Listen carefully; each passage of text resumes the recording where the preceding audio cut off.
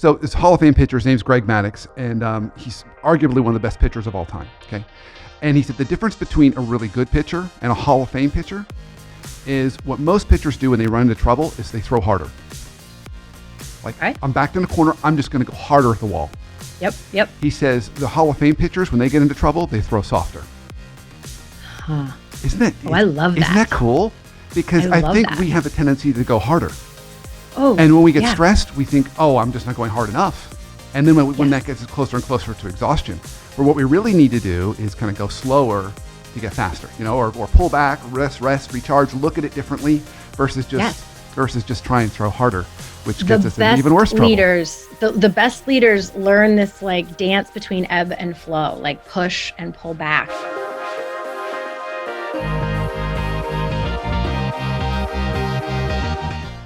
I'm super excited about our conversation this week. We've got Jodi Hume on, and she is when I asked Jodi what title she goes by, she said, I don't really like titles. The best one is decision support for leaders.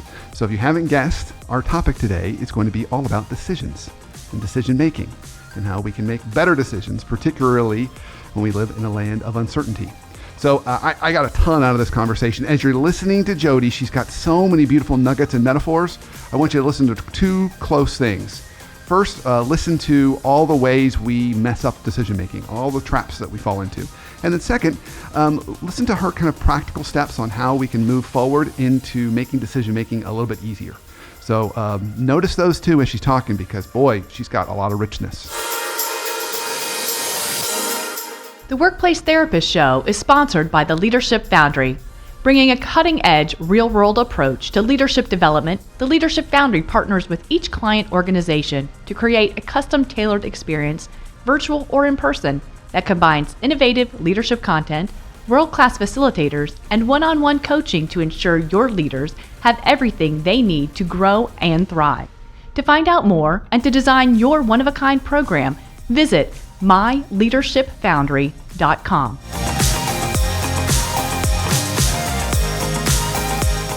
Jodi, I'm really excited to have this conversation today. So, our conversation today, we're going to talk about what sounds easy, but you and I both know is not so easy, and that is how do you make better decisions? Decision making is kind of tough, particularly when there's uncertainty involved, not like any of us have experienced.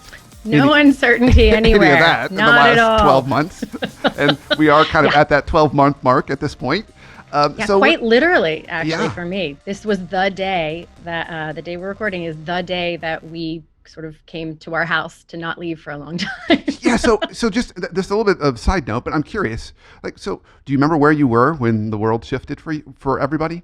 Yeah. So, and I actually asked a question about this on Facebook because I noticed that people started talking about their date, and I was like, does everybody know their date? And I posted, I said, I'm just curious. Like, it seems like everyone knows a date, and like 90 people responded with their date and why and when. And I thought, oh, that's so interesting. We're all going to have this almost like, everyone of a certain generation can tell you exactly where they were when they found out Kennedy was shot, like those or 9/11. We have these very distinct memories. Or Challenger. And or Challenger, exactly. Yeah. And so we don't all have them around a certain date. It's a different date, but it's still very, very like point in time. And yeah, I have a client who is a data visualization expert, deep into kinds of stuff. So he had me appropriately terrified by like mid-February. So we were kind of on the early end, and for us, it was March 5th was our day that we stopped going to certain places. We stopped having my elderly mother-in-law come over a couple times a week. It's just, that was when we began what I would consider the beginning of our lockdown-ish time. Yeah, I remember mine. I think it was March 12th, 11 or 12th. Yeah. And I'd flown to work with a client in San Francisco.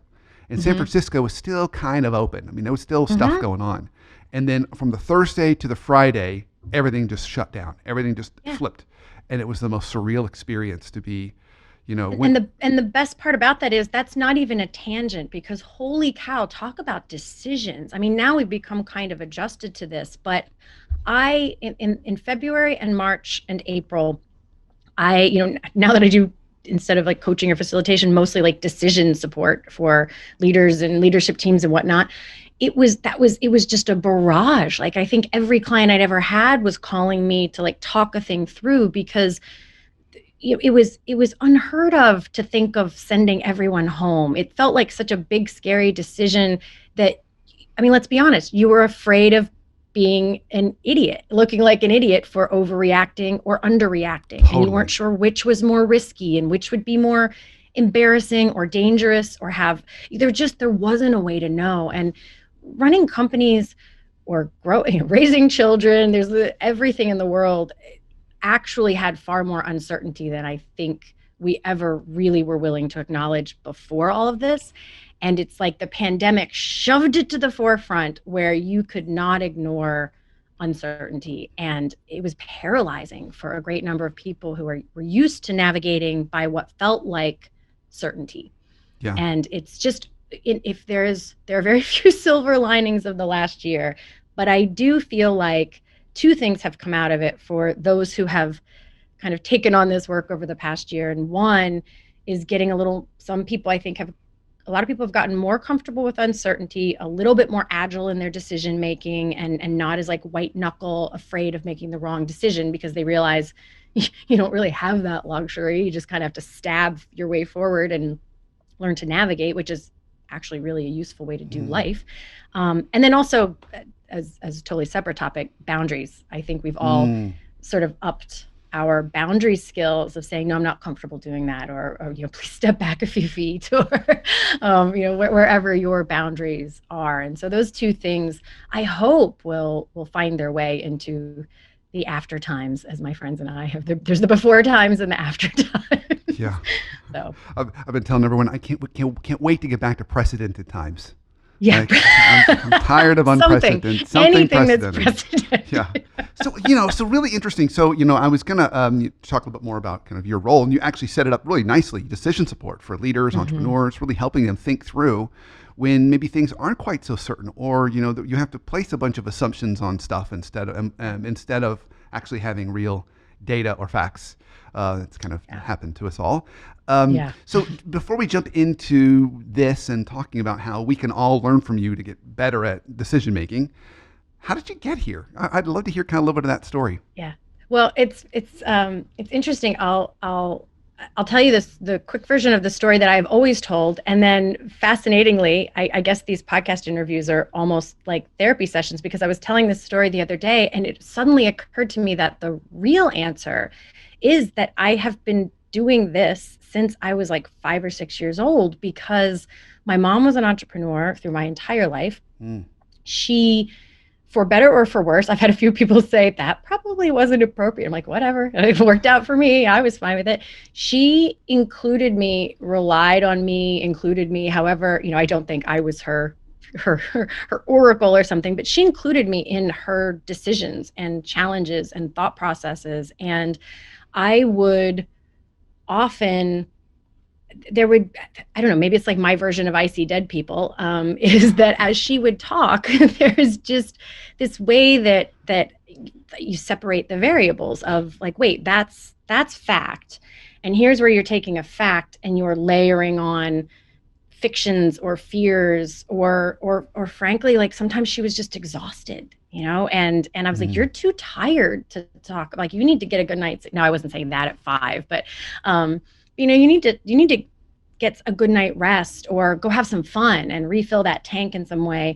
And then I bet you $1 million tomorrow, this will be easier. And it would be most of the time. And now there might be still, as a kid, I used to almost visualize it as like a peanut M&M, except sadly in this metaphor, the chocolate is not good stuff, which makes no sense. But there's always this like nugget of truth in a thing, or nuggets of truth. But then we conflate it with other things, we add things to it. And when your brain gets murky, it's because you can't pick out the truths of a thing, or separate it into separate truths that actually aren't one big problem you're trying to solve. I'm in the process of actually mapping out these mental constructs that I use over and over again, which probably will become a book or a curriculum or something. But over and over again, there are these decision, they're almost like glitches in the human brain of how we accidentally glom a bunch of things together, and then it becomes hard. So it's not that the decision is hard, it's just that we haven't been able to pick apart the pieces in a way that we can see which parts, like what's your first next step. Okay, so And that's yeah, go ahead. really fascinating. Can you give me an example of that? Like what? Yeah. Unfortunately, I think here's where I'll have to like control myself. So, because I could give you 1,000 examples. So some of them are really, really simple. Some of them are just time-based. So you're trying to make one decision. And here's what I love about this work is it's multiple things have to be true at the same time. Like that's the way the world works. Entrepreneurs and leaders have to look out and scan the far distance and predict obstacles and worry about what, unintended consequences. You would be a terrible leader if you didn't do that. And yet, sometimes that the volume on that knob is turned up too high and it needs to be turned down so you can have clarity about what your next step is. And a lot of what I do relies on this metaphor that I have vetted with an actual NASA person. This is true that like when they're sending anything to space, so the space shuttle somewhere, it is never actually on course, ever, ever, ever, because the only way they can get anything anywhere is to course correct it. They it to the left and then immediately it's off course. And it's just a matter of how far do we let it go that way before we it back to the right. And that's the only way they can get it anywhere. And I think whether we like it or not, that's actually how life and business work. And we have no more control than that. You make a decision and then it's just how long until you have to like it back the other way. So with one separation is time, that there's a trap of like looking way out into the future, 8 steps down the chess game, which if you're a chess player, good chess players see 8 steps down the chess game. But in life and business, it's more true that, you just need to move. Sometimes any decision is better than none. If you stay stuck, that's where the real risk is just staying in indecision or quagmire for way too long. So if you're looking at all the things and you can't decide, you have to back it up to what's right in front of me right now. Sometimes you're trying to play the game 7 steps out. And the interesting thing about that is you're including decisions that will go away with each of your first decisions. So I'll give a better example. I was, or specific examples, it's not so theoretical. I was working with a client a few weeks ago who is navigating a potential acquisition. A week away, she was having a conversation that if that acquisition was going forward, 9 out of 10 of the other things weighing on her right now would go away because they're not things. If you're going to sell your house, you don't worry about renovating the kitchen next week if a buyer is going to put a contract on next week. You just don't do those things. Right. And it was only a week away before she would have some idea of whether or not that was going to happen or not. So the value of also trying to figure out all these other things was not the best use of the very limited brain space she had, because, oh, by the way, she was also sick and kind of run down and really needed to kick back and for just a little bit to like renew. But she was like, but I can't because I have all these things. I was like, well, actually, that's a potential lot of wasted effort. Now, if she wasn't going to find out about the acquisition for 6 months, then that's not a luxury. But so checking about, like, am I trying to make all the decisions at once? And what can I just do in this next bit so that I'm not pouring energy into things? So that's one. Being really careful not to conflate things. I think this one's really hard to do yourself. But sometimes if, I'll give more like a personal example on this one, just so it's not so specific, but it's really easy to conflate like wanting to help wanting to set a boundary with someone with being a jerk. And yes, there's a Venn diagram there. Those can be the same, but they're not inherently the same thing. And so a lot of what I do is reminds me of, if you've ever done like IT troubleshooting, like if something's on your computer's not working, you have to separate the variables, right? Like you have to, if my computer can't, attach to the network, back in the old days, first thing you do is swap out the cable to see, okay, so it's not the cable. So now other computers have access to the network. So it's not that we don't have access to the network in general. And you have to find ways to, okay, so it's not that, maybe it's actually this router. So you stick in another router and you're like, oh, nope, okay, it's not the router. that process of isolating the variables is one of the best ways to get down to make decisions a little bit easier. So hearing all those examples you just gave, the image that came to mind, it's like, it's almost like hub and spoke, like we're sitting in the middle and we've got like all these things around us and they're all like pinging us. And where we want to try and go is almost try and make it, if we can, a little more linear. Like this one first, and then this one, and then this one, and then this one. Add a little more prioritization to it, and then also be able to suspend the stuff that is not relevant. The suspension part is the part, because the trap people will fall into, because they'll try that. They'll try to put them more linear, and then that also becomes a trap because, again, you're guessing a little bit too far down the road. If you can just as a first step, just make the first move and then see how the chess game changes and what new options you have that you didn't even know before. It takes trust. And I think the two things that I think get in the way that keep people stuck and indecisive the most is, one, imagining that they have to see a through line all the way to the end, as if they've, it's like those water slides. You climb 12 steps of ladders and then you have to get the blue, the red, or the green, and it's going to dump you out at the end of life. And that's not how life works. You make a choice, and then you're going to have a whole litany of other choices, and trusting that navigation. We all want a map. This is really the bottom line. We all desperately long for a map, or like this ways that you're pumping in your destination and it tells you exactly how you're going to get there. And in this world, first of all, no one else has a map for what you want. And even if they did, it wouldn't matter because the landscape is constantly changing. And what we already have, we have to trust that we have and learn to rely on it, is orienting skills. How to find your way, how to reorient to north if it's been foggy. Just those skills take some trust in yourself, and that you will have more choices, but that is actually how you can find your way. Sounds like you're talking a lot about resilience. That is absolutely, so there's actually two words that come up, and one is far more surprising to me. Resilience is absolutely one of them. I just did some interesting research lately, and I won't bore you with the whole story, but on hope.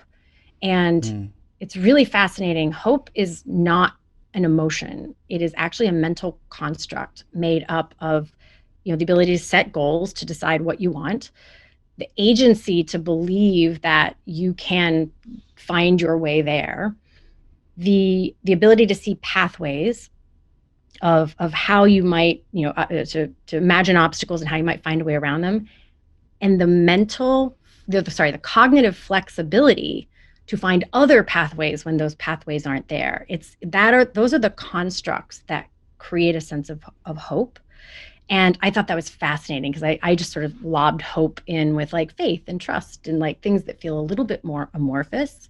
But yeah, I feel like that's a big part of how leaders find their way. I wouldn't use the word hope for it typically, but okay. Yeah. So I want to dig into something a little more therapist-like today. Cool. On that. Okay. You used a word in there that I really like, and it grabbed me. And the word is agency. Because at the fundamental core, what you're talking about is we have to have that sense of agency to be able to hold that fail fast mentality, right? Make a decision, move into a new landscape, reorient ourselves, make another decision. We've got to have that sense of agency. Like as a mentor of mine said to me years ago, he said, when we're at our fully adult best, which we don't always hit all the time, he says, we hold in our mind this idea that we're enough in our limitedness. I love that. We're enough in our limitedness. We can walk into an environment. We're not perfect. We're enough. I'm enough for this environment. And then I'll make another decision. I'll be enough for that situation too. Yes. So here's my big question to you that I don't have an answer to. How do you develop agency in someone? Okay. I have an answer to that. And I want to add one more thing to the indecision conversation, which is about agency.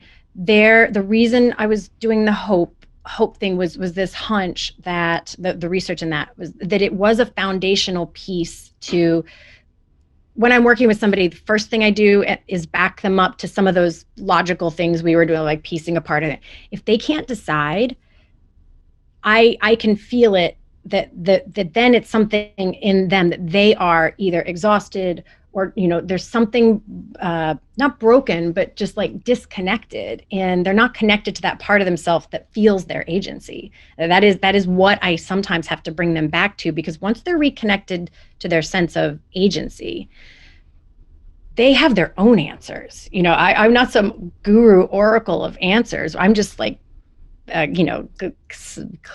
flicking off the dirt that's in the way so the thing can sprout up. And once they're reconnected to their agency, they're off and running and they're going. And sometimes what gets in the way of agency, and then I'll talk about how you can actually build that muscle, is exhaustion, not just the I need a nap exhaustion, but the I am depleted or demoralized or just run down to like a bone level. When one of my entrepreneurial clients calls me and wants to have the I think I need to burn it all down conversation, they are like vital organ level exhausted and just run down. And there is only once in probably the 50 times someone has called me about that, has it actually been time to put their business on business hospice and figure out how to like lovingly shut it down or whatever. They're just tired. And that is where I say, like, we're not going to talk about any of this until you fill this tank back up. And as they fill their tank, their reconnection to their own agency comes back. And then they very rarely have to talk about what they thought they needed to talk about. So the agency like drains out sometimes, even if you already have it. So I think that's a really important point too. I heard, so I'm a big baseball nut. So you have to humor me for this one example. And I'll pretend like I understand what you're talking about, because I don't follow baseball. I'll be like, you'll get this example. So this Hall of Fame pitcher, his name's Greg Maddux, and he's arguably one of the best pitchers of all time. Okay, and he said the difference between a really good pitcher and a Hall of Fame pitcher is what most pitchers do when they run into trouble is they throw harder. Like, I'm backed in a corner, I'm just going to go harder at the wall. Yep. He says the Hall of Fame pitchers, when they get into trouble, they throw softer. Huh. Isn't that? I love that. Isn't that cool? Because I think we have a tendency to go harder. Oh. And when we get stressed, we think, I'm just not going hard enough. And then when that gets us closer and closer to exhaustion, where what we really need to do is kind of go slower to get faster, or pull back, rest, recharge, look at it differently versus just try and throw harder, which gets us in even worse trouble. The best leaders learn this like dance between ebb and flow, like push and pull back. And the metaphor fits everything energetically, but also in terms of so many different things. I told you would like it. See, and now you have a baseball example that you can use with people. Exactly. And then people think I really follow baseball. But it's exactly, my brain thinks in metaphor. So that's absolutely perfect. The interesting thing is how you grow it if you don't already have a well-developed sense of agency. Like, if you already have it, then you have to take care of it. And 9 times, or a great portion of the time, if you think that you were just impossibly stuck in something, is because you are disconnected from your own sense of agency. And it's sometimes when people really get beat down, they start to take on a bit of a victim kind of mindset, even people who aren't typically victims. But if you start feeling like, well, I don't have a choice, like if resignation becomes the tone of the day, there's a good chance you need to like reconnect to that part of yourself that's got some fight in it, that comes back and is eager to solve problems and that has that cognitive flex. You can't get, there's neuroscience here. It's not just, you can't get to the part of your brain that is most able to have that cognitive flexibility to re-navigate if you are exhausted. Like you just can't. It's depleted. It doesn't have the glucose it needs to do what it needs to do. So take care of it once you got it. If you feel like you don't have it, the bad news is I think the only way to grow it is by gathering the evidence of taking steps and finding out, taking steps without overthinking it and finding out that you're perfectly fine. So a couple things on that. One, people tell these stories all the time of, turns out, I got fired from that job or name disastrous thing.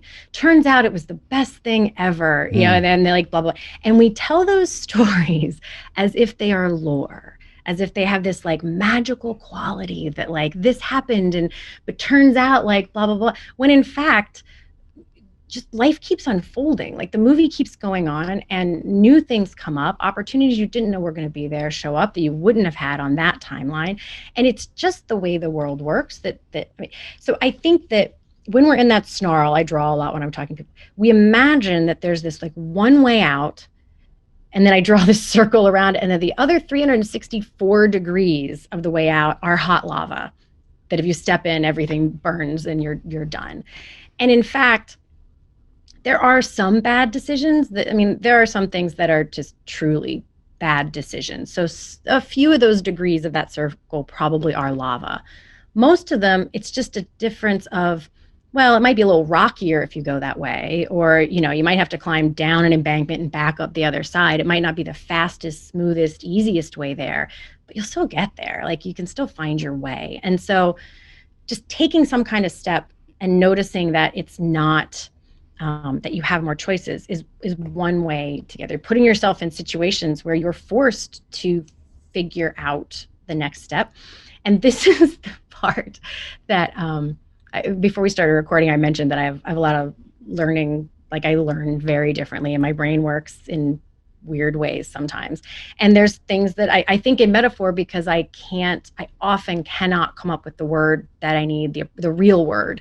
And when I was being tested, I said something about a slice of paper, and she was like, see, like that makes sense, but it's like no one says slice of paper. It's just I can't find the word. So one of the glitches in my brain taught me this agency, and it from the outside it might look like I'm super brave or fearless or something, and that is absolutely not the case. It's that I remember my first memory is the second grade. My teacher held up one of those purple, sometimes they used to be damp, I think it was the Ditto machine. Yeah. They had that like smell to them, whatever. I'm totally aging right myself. Now. I'm right now. She held it up and says, does anybody know how to use the Ditto machine?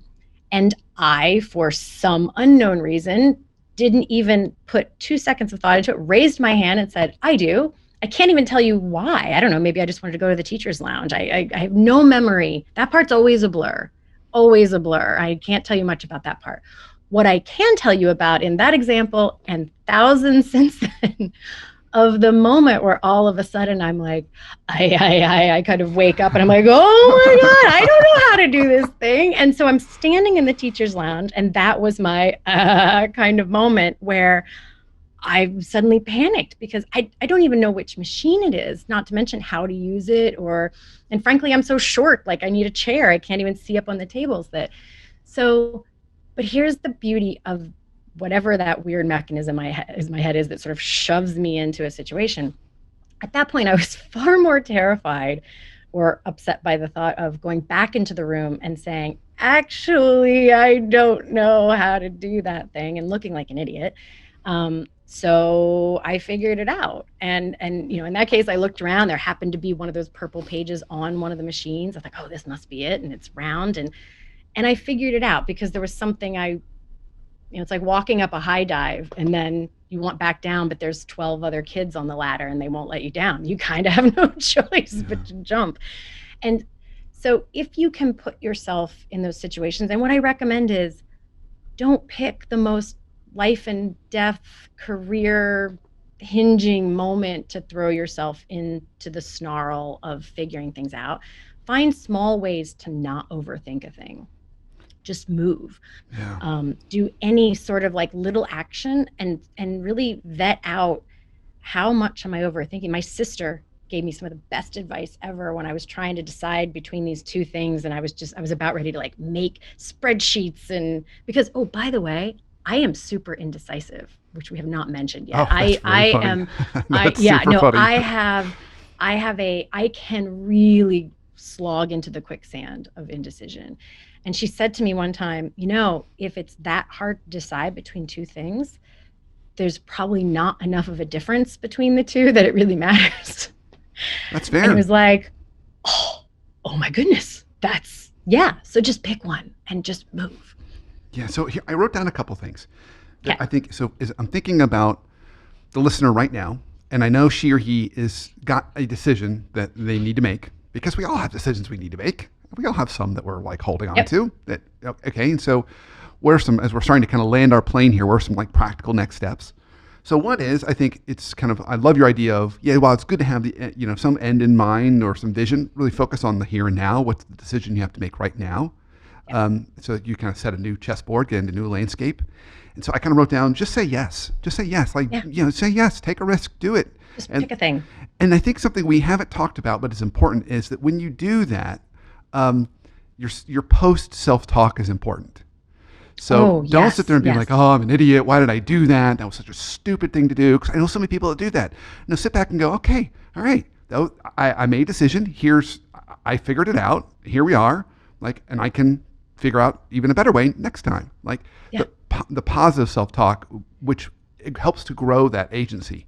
I think that's a fertilizer for it versus 100%, negative especially self-talk. Especially if you find small ways to do it. So, I really want to reiterate that if you struggle, everybody struggles with giant life-changing decisions. I would not start this effort on, do I quit my job?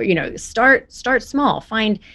It's a conscious effort to do exactly what you're talking about. Make some small, don't belabor over which cereal to buy. Just buy a cereal and then notice if it really mattered. Was it worth that extra time? To me, it feels very similar to, I think, anybody who writes or whatever. There's a certain amount of going back over a thing you wrote that has value. And then there comes that point where it tips over into, I am soft filing off tiny edges that no one else is ever going to even pay attention to. And it's just because, to me, it all comes back to energy management. Like, you have a finite amount of time and energy and focus, and where you're investing it. I hate wasted time. And if you're investing all this time and energy into not deciding, which is a one point I really want to make, because it's part of the practical thing that I have people do. We have a pretty serious glitch in the human operating system and I'm sure there's some evolutionary reason for it. We are fantastic at predicting the pros and cons of making change. Like, oh, if I do that, this will happen, this will happen, this will happen, this will happen. We are flawed and so you have to do it consciously, at doing that same thing for staying right here in this moment and doing nothing. And, so people will say, like, doing nothing is still a decision. Yeah, but for some reason that doesn't perk people open. And I was working with a client who, for a variety of reasons, we were just exploring the option, whether or not it ended up being possible, of like putting her business on hold for 6 months. That's what she felt like she needed. She was just exhausted. And she listed out all these fears, like, well, I wouldn't necessarily I can't ask my employees to just be on pause. These are all legitimate things. Like, I'd either have to let them go and then I'd have to find new people. What if I lost my current clients? What about income? All things that you hear that part of the story, you're like, yeah, you can't possibly put your thing on business. You will think I'm making this story up. I wish I could like show somebody the notes of it, but it's too specific. So I said, okay, let's come back to, if you can't make that choice, if you stay right where you are, what are the downsides? And Brandon, I say this with so much love, like it was everything I could do not to giggle with like the depth of empathy that I had for her, because she could not hear that she was doing this until we laid it out and she could actually see it. She then listed the opposite of every single one of those things. So first of all, she was like, oh, so if I keep it the way it is, I have to deal with these people that she didn't like, the people that were working for her. They were driving her crazy. She didn't feel like they were the best people. And yet that was one of the things she was afraid of losing if she did this thing. Same with her clients. She was like, a couple of my clients are just driving me crazy and I don't know how to get rid of them because blah, blah, blah, blah, blah. She, what was the other one? There was another one, it doesn't matter, but she just went through and listed basically none of those things that she was afraid of happening were that problematic, because she actually had the opposite problem in the current thing. Yeah. And so once she could see it, then she was actually able to do what she wanted and needed, and it all worked out really beautifully. But I don't think she ever could have found her way there had we not backed up and purposefully, consciously listed out what are the risks and problems of staying right here in this place. I think that's a really good point too, is evaluating the decision to not act right now or to Yeah. Yeah. So, okay, Jodi, this was fantastic. So I ask all my guests this question when we're at the end. So what's one life hack you have for us to help us either have better conversations or healthier relationships, either at work or at home? Yeah, this is both those things, which is a whole other. That's my other favorite conversation in the world. Is the central core part of conversations in both life and business and all the things. Um, for me, it comes back to this really simple thing of just say that. A lot of the calls I handle are someone will call and say, well, I really value this person and I don't want to lose them, but this is problematic and I don't think they understand, but I'm afraid even if I talk to them, they go like, I don't even know how to do it because I'm afraid it'll just all blow up. And they really mean a lot to me and I don't want to mess it up, but we have to work on this problem. How can I bring it up? And my advice often is just say that. Like that is actually speaking to what is it takes bravery, it takes trust, and it doesn't always go exactly the way you want. But we have this really bad habit of trying to script out a conversation in a way that will either get a certain reaction for someone or avoid a certain reaction from them. And not only does it never go that way, but then they sense they're being manipulated, and that does not bring out their best stuff. And so if you can just connect and say, here's where I am, and it's messy and it doesn't make a lot of sense, and I actually really care about you, so I want to get it right, but here's what I'm struggling with, and if I don't handle it, I'm going to be resentful later, so we have to address this in honor of our relationship. And there's just such kindness in honesty delivered in a vulnerable way. Yeah. And it makes so many conversations easier, and it makes so many other things unnecessary. Yeah, it's funny as you were saying that, I was thinking to myself, because I've done the same thing. I can't tell you how many countless times I said, just the way you just said it right there is perfect. Just say it like that. Just say it like that. But it's that vulnerability, that authenticity, that transparency. It makes it more like an invitation. Versus versus some kind of a negotiation, which I think we're always trying to create these perfect scripts, which feel like negotiations versus an invitation. Here's my trick for it because I obviously I know these things, I just said them, and yet in my own life, because it is vulnerable. Like vulnerability never gets easier. If you're really worried that saying a thing is going to affect a relationship in a negative way, it's scary. And I love that word invitation, because the mental model I use to help myself is I think of it like if I'm thinking of the conversation like they're sitting across a table from me, it's hard for it to not feel like a negotiation. So I imagine them like shoulder to shoulder with me as if we're working like a puzzle, a jigsaw puzzle. Yeah. And I come at the conversation, I trust that they will join me, whether they end up doing this or not, as if it's our problem. Like, how can we work on this? Because like we're in this together. And so, yeah, it's this invitation to kind of sit beside me so that we can maybe together work on a thing that lives in this space between us and honor the relationship in that way. Even if it's a really hard, difficult, messy conversation, it builds intimacy if you come at it from an invitation. I love that word. It's beautiful. This was great. This was awesome. So if people want to learn more about you, the work you do, follow you, where can they go?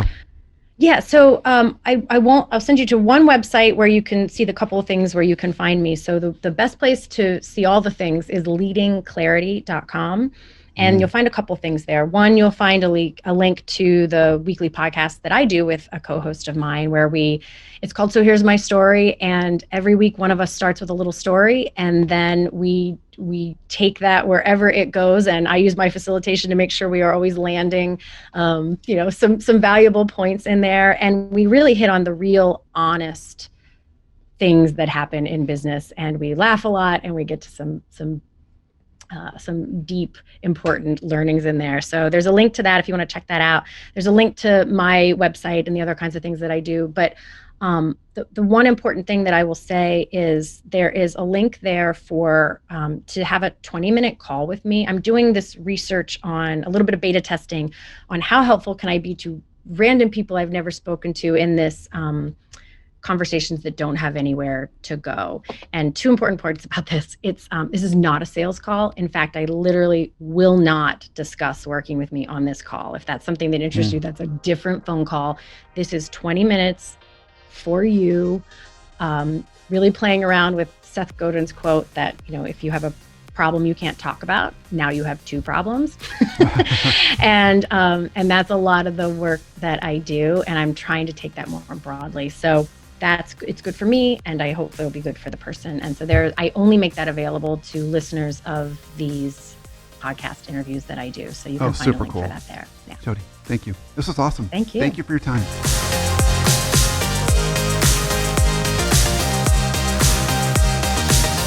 Wasn't that a good conversation? I thought I really took a lot of notes, as I always do on these, and a couple things stood out for me.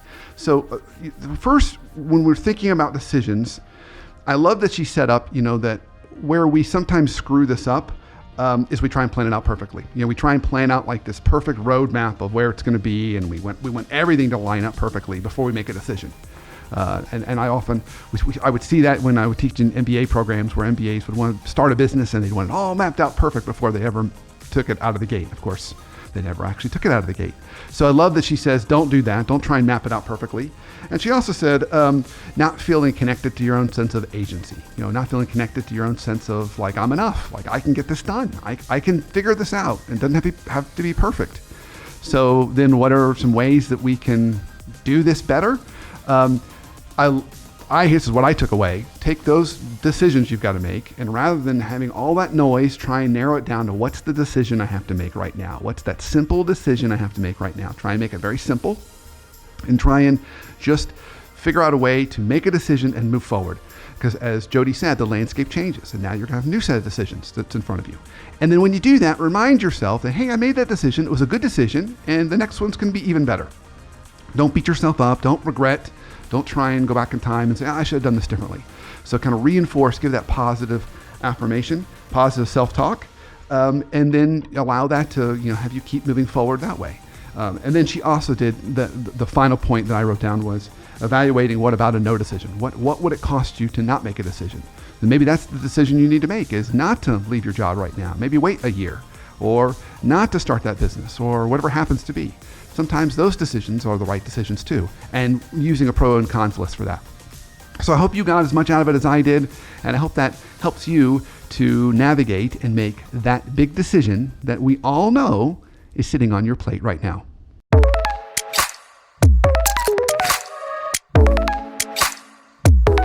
Thanks so much for listening to the Workplace Therapist Show. This week's review comes from Topical Todd, who left us 5 stars. Thank you, Todd. He says, very beneficial. For those struggling in their career and at a crossroads, this is the podcast for you. Brandon has great content every episode and awesome guests to help with those topics that some of us are struggling with. And that is what we love to hear, Todd, and for the rest of you too. So if you find this show helpful, please leave us a review on iTunes or wherever it is that you listen to your shows. It's all about growing our tribe. It's all about connecting with others. And when you can help us do that, we are so appreciative.